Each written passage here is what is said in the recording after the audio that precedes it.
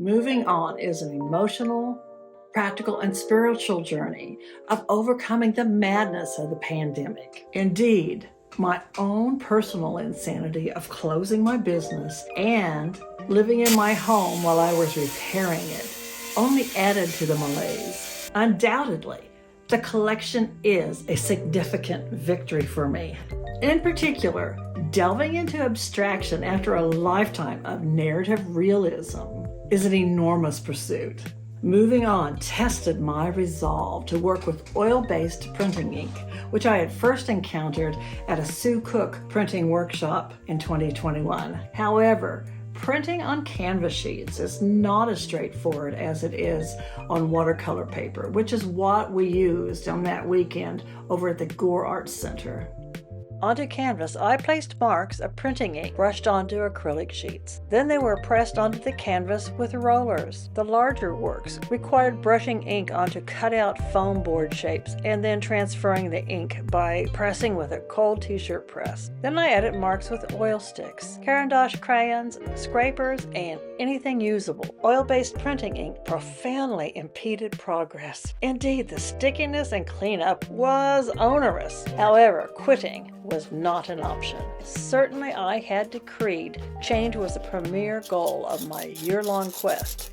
So this was the path on which I'd stand fast. Play was important. However, this had turned into a schoolyard brawl. So I stood my ground rather than run away, as I might have as a young schoolgirl in Kansas.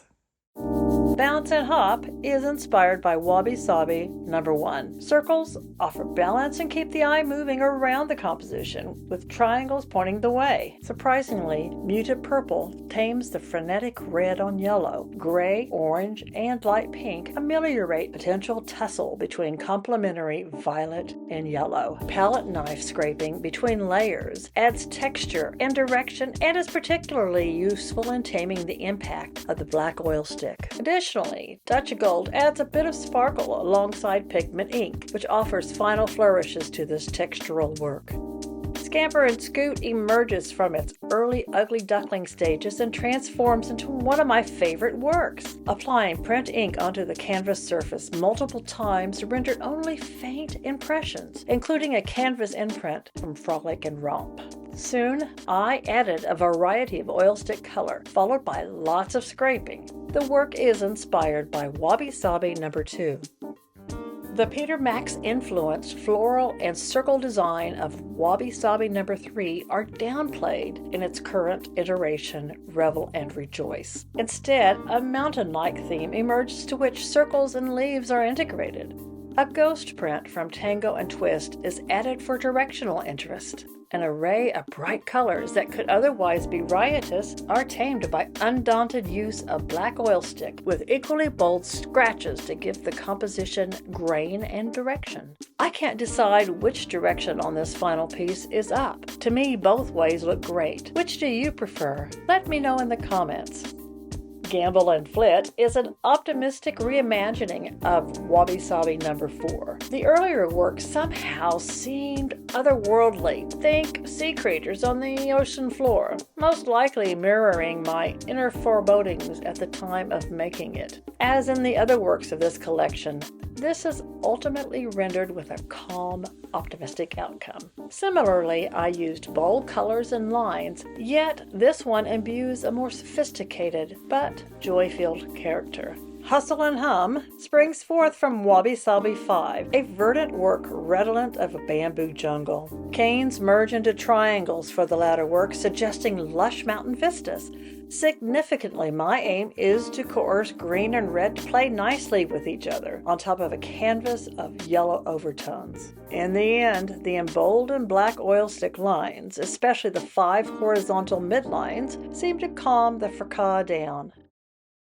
Tango and Twist challenges me, in part because its predecessor Wabi Sabi 6 possesses strong color and design elements. Additionally, I placed red ink onto the wrong side of the acrylic sheet, complicating things quite a bit. I really want to push the boundaries for moving on. So the same design, now using green, is impressed in the opposite direction. Varied shades of green and blue, along with judicious use of orange, ever so slightly calms things down. Once again, bold black stick rules the melee. Ultimately, Tango and Twist is a flamboyant work. Frolic and Romp serves as a de facto companion piece to Tango and Twist. Indeed, its forerunner, Wabi Sabi 7, is similar in color and design to Wabi Sabi 6. In the end, Frolic and Romp may be less ostentatious than its partner. Nonetheless, organic forms almost seem to triumphantly dance across the canvas, lending a sense of movement and fluidity to the composition. Leap and Bound draws significant influence from its predecessor, Bounce and Hop. Altering the orientation between the two works fundamentally shifts the perspective, creating a fresh interpretation. In Leap and Bound, the vertical orientation suggests an upward struggle and resilience, encapsulating a sense of aspiration and perseverance. As a final touch, I stretched the artwork onto a canvas frame, elevating it from a flat artwork to a dynamic three-dimensional entity. In essence, Leap and Bound not only pays homage to Bounce and Hop, but it also expands upon its foundation. I sought to create a work that explored movement and transformation in an innovative and compelling way. Prance and Skip draws inspiration from an earlier work, Gamble and Flit. I wanted to evoke a sense of freedom and joy. At the same time, I aimed to capture the fluidity of life's journey marked by moments of lightness and grace, much like the carefree movements suggested by the title. Gamble and Flit is a whimsical exploration of motion and change. In comparison, Prance and Skip embodies a more refined and deliberate movement. While Gamble and Flit relies on spontaneity and exuberance, Prance and Skip shows a more considered perspective. The collection confirms my readiness to move full throttle into abstraction. Originally, I considered the collection finished in October of 2023. However, the works beckoned for something more upon my return to the studio from summer break. Without a doubt, resting my brain and my eyes bestowed a refreshing perspective on the work. Finishing marks were started in February with the final marks last April. Moving On is my first set of works debuted from my 52 Works in 52 Weeks challenge. By the time you see this video, I will have completed most of the 52 Works in 52 Weeks collection.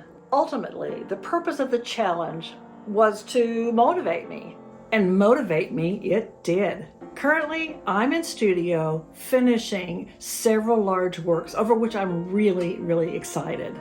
So it's really important for me to take the time to make them the way I want them to be. I'd love to know what you think about the Moving On series presented in this video. Let me know in the comments. You can see the entire collection of works for Moving On at beverlyclaridge.com. I hope you'll join my email list so you can be amongst the first to see my new works as they debut. The link to join my email list is in the description. Indeed, you can see my latest group, which is Hurly Burly, by clicking on beverlyclaridge.com. Please like this video, and I'd be delighted if you'd subscribe to my channel and hit the bell to be notified when I upload my next video.